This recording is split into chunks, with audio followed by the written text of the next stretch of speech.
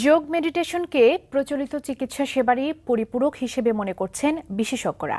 তাদের মতে চিকিৎসা ব্যয় কমিয়ে শারীরিক, মানসিক ও অর্থনৈতিকভাবে শক্তিশালী জাতি হিসেবে গড়ে উঠতে মেডিটেশন সহায়ক হতে পারে। তাই মেডিটেশনকে উৎসাহিত করতে 2016-17 অর্থবছরের প্রস্তাবিত বাজেটে আরোপিত মেডিটেশন সেবার উপর ভ্যাট প্রত্যাহারের দাবি জানিয়েছেন তারা। মারুফ রনির রিপোর্ট। বিংশ শতাব্দীর শুরুতে নিউরোলজিস্ট সিগমন্ড ফ্রয়েডের তত্ত্ব মনোচিকিৎসা বিজ্ঞানে এক নতুন দিগন্তের উন্মোচন ঘটায়। তার মতে প্রত্যেকটি মানুষের মনে রয়েছে তিনটি স্তর: সচেতন, অবচেতন ও অচেতন। সাধারণত মানুষ সচেতন মনের স্তরেই বিচরণ করে, যা মনের ঘরে খুব ছোট্ট একটি অংশ। মনের বাকি অংশটার শক্তি ও ক্ষমতা সম্পর্কে অজানাই থেকে যায় সারা জীবন। আর মনের এই শক্তিকে জাগ্রত করারই একটি মাধ্যম মেডিটেশন বা ধ্যান।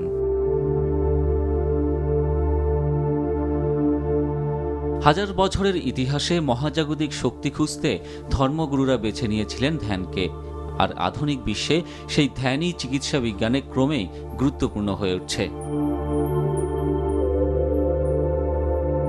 যুক্তরাষ্ট্রের মতো উন্নত দেশে হৃদরোগ ও ক্যান্সারের পরেই মানসিক চাপের কারণে সৃষ্ট রোগের পেছনে বিপুল পরিমাণ অর্থ ব্যয় হয়ে থাকে। হার্ভার্ড মেডিকেল স্কুলের এক গবেষণায় দেখা গেছে মেডিটেশনের মাধ্যমে তাদের বাৎসরিক চিকিৎসা ব্যয় 43% কমানো সম্ভব। আর তাই অনেকেই এখন ঝুঁকছে মেডিটেশন, যোগ, শিথিলায়ন কিংবা দম চর্চায়, যে তালিকায় ভারতের প্রধানমন্ত্রী নরেন্দ্র মোদী সহ রয়েছেন জাতিসংঘের মহাসচিবও। আত্মশক্তিকে জাগ্রত করার জন্য আমার অবচেতন মনকে উদ্বুদ্ধ করতে হবে। সেই মেথডে মেডিটেশন। মনোদৈহিক রোগ এবং অনেক দৈহিক রোগের মধ্যে মানসিক একটা ফ্যাক্টর থেকে যায়। সেটাকে আমরা অনেকখানি কমাতে পারি অথবা একেবারেই ভালো করতে পারি।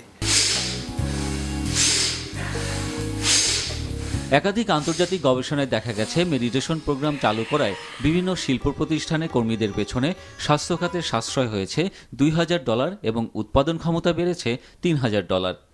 তাই অনেক দেশেই যোগ মেডিটেশনকে উৎসাহিত করতে সরকার প্রণোদনা দিয়ে যাচ্ছে। সম্প্রতি ব্রিটিশ পার্লামেন্টের সংসদীয় কমিটি মেডিটেশন প্রশিক্ষণে $10 মিলিয়ন বরাদ্দের প্রস্তাব করে। সেই সাথে 2011 সালে যোগ কিংবা মেডিটেশনের উপর ভ্যাট প্রত্যাহারেরও ঘোষণা দেয় দেশটি। ভারতেও যোগ ও মেডিটেশন করের আওতামুক্ত, অথচ বাংলাদেশে চিকিৎসা সেবা ভ্যাটের আওতামুক্ত হলেও 2016-17 অর্থ বছরের প্রস্তাবিত বাজেটে মেডিটেশনকে ভ্যাটের আওতায় নিয়ে আসা হয়েছে। মেডিটেশন সেবা ইত্যাদি ক্ষেত্রে বিদ্যমান ভ্যাট বাতিল প্রস্তাব করছি। এতে বিস্মিত হয়েছেন অনেকেই, প্রশ্ন তুলেছেন এর যৌক্তিকতা নিয়ে। ওরা মেডিটেশন শিখে, এটাও একটা শিক্ষা। এই শিক্ষা খাতে যে ফি দেওয়া হচ্ছে তার উপর তো ভ্যাট সরকারের নীতিতেই এটা গ্রহণযোগ্য হচ্ছে না। তো সরকার এটা করেছে, আমি মনে করি সরকার নিজেই ভুল করেছে, সরকার নিজেকে শোধরায় নেবে।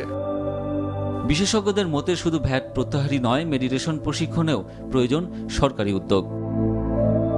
মারুফ রনি, NTV নিউজ, ঢাকা।